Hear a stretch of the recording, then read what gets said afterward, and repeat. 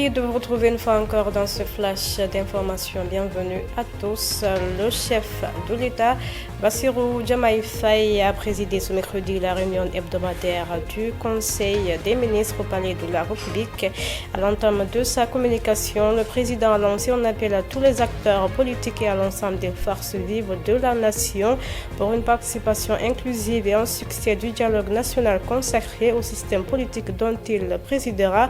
Le 28 mai, il a demandé au ministère de l'Intérieur, en relation avec son cabinet et le facilitateur général de veiller à l'invitation des représentants de toutes les parties prenantes. L'ancienne ministre des Mines et de la Géologie, Aïssatou Sophie, a été auditionnée hier par la commission d'instruction de la Haute Cour de justice au tribunal de Dakar. À l'issue de cette comparution, elle a été placée sous mandat de dépôt. Son avocat a affirmé que sa cliente est totalement innocente des faits qui lui sont reprochés. Pour rappel, Aïssatou Sophie est poursuivie pour détournement présumé portant sur 193 070 000 francs CFA. L'ancien ministre de l'Intérieur, Mbaye Ndiaye, est appelé à comparaître devant le tribunal de Dakar ce jeudi. Il est visé par une plainte de la société de gestion du patrimoine Sogepa qui lui reproche d'avoir délabré le logement de fonction qu'il occupait durant les 12 années de présidence de Macky Sall. Le montant du préjudice est estimé à plus de 50 millions de francs CFA selon l'Observateur. La journée mondiale des télécommunications et de la société de l'information a été célébrée en déféré en Guinée ce mercredi.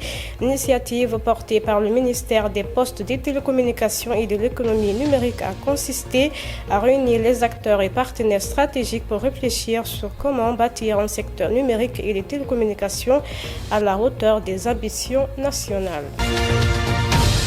La Confédération des États de l'Alliance du Sahel, AES, regroupant le Mali, le Burkina Faso et le Niger, va créer sa propre banque régionale d'investissement dénommée Banque confédérale pour l'investissement et le développement. C'est ce qu'a annoncé mercredi Alouseni Sano, ministre malien de l'économie et des finances, lors d'un discours fait à l'ouverture de la réunion des experts de la Confédération sur l'opérationnalisation des actions prioritaires, dont celle relative à la Banque confédérale pour l'investissement et du développement.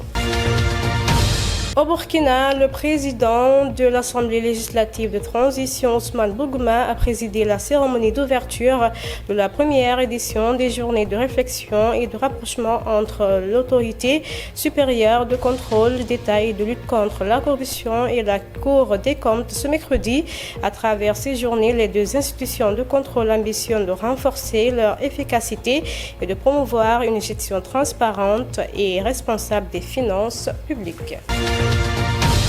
L'armée israélienne a reconnu mercredi des tirs de sommation après que des diplomates ont dévié de l'itinéraire approuvé pour une visite organisée par l'autorité palestinienne à Jénine en Cisjordanie. La délégation s'est écartée de l'itinéraire approuvé et est entrée dans une zone où elle n'était pas autorisée à se trouver, a affirmé l'armée dans un communiqué. Les soldats de l'armée israélienne opérant dans la zone ont tiré des coups de semonce pour les éloigner. Actualité internationale, 2 employés de l'ambassade israélienne aux États-Unis ont été tués à l'extérieur du musée juif de Washington mercredi soir, ont annoncé les autorités américaines, faisant état de l'arrestation du tireur présumé qui appelait libérer la Palestine. Donald Trump a condamné d'horribles meurtres motivés par l'antisémitisme. Ainsi prend fin ce flash d'information. Merci à tous de l'avoir suivi. Prenez soin de vous. À demain.